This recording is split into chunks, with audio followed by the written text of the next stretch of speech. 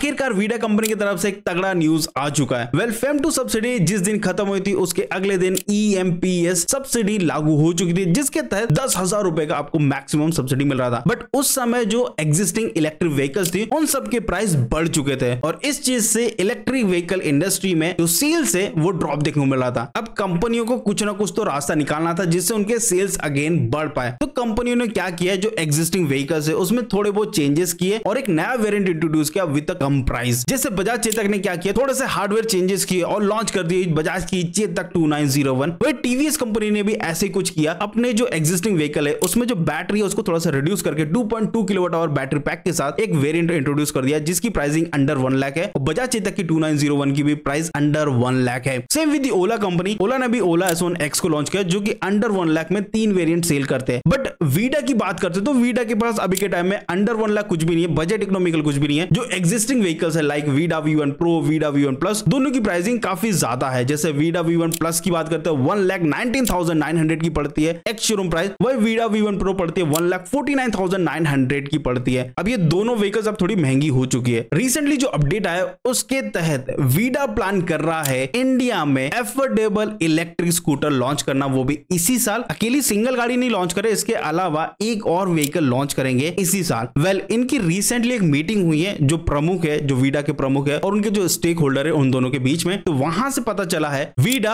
अपने लाइनअप को और एक्सपांड कर रहा है और व्हीकल ऐड करेगा इस साल में, जिसमें एक एफोर्डेबल इलेक्ट्रिक स्कूटर होने वाली है और एक होगी मिड रेंज इलेक्ट्रिक स्कूटर। ये दो वेरिएंट वो इंट्रोड्यूस करने वाले हैं। दो गाड़ियों से नहीं चलने वाला मार्केट, इनको और गाड़ियां ऐड करनी पड़ेगी। तो कंपनी बहुत सही कर रही है, जरूरी था ये सारी चीजें करना। वेल, इनकी गाड़ी अच्छी है, सबसे बड़ी बात है यहाँ पे रिमूवेबल बैटरी मिलती है जो कि अगेन कोई कंपनी प्रीमियम कंपनी प्रोवाइड नहीं करती, जो वीडा प्रोवाइड करती है। बट ये सिर्फ दो वेरिएंट में काम नहीं चलने वाला, इनको और वेरिएंट्स लाने पड़ेंगे, खासकर अंडर 1 लाख। जैसे बजाज ने किया, जैसे टीवीएस ने किया, जैसे ओला ने किया, वैसे ही अगर वीडा करेगी तो काफी बढ़िया होगा मार्केट में सस्टेन करने के लिए, क्योंकि टॉप 5 लिस्ट में अगर बने रहना तो अपनी गाड़ियों को बेचते रहना पड़ेगा जितना हो सकता है और एक एफोर्डेबल प्राइस प्रोवाइड करना पड़ेगा कंज्यूमर्स को। और ये जो एफोर्डेबल गाड़ी है ये भी कंफर्म्ड हुआ है जो एक्चुअल में वीडा के जो प्रमुख होते हैं उनके द्वारा, और इसका डेवलपमेंट भी होगा इसी साल। इस फाइनेंशियल ईयर की बात करते हैं तो सबसे पहले वीडा कंपनी का ये प्लान होगा, पहले एक इलेक्ट्रिक व्हीकल लाया जाए विद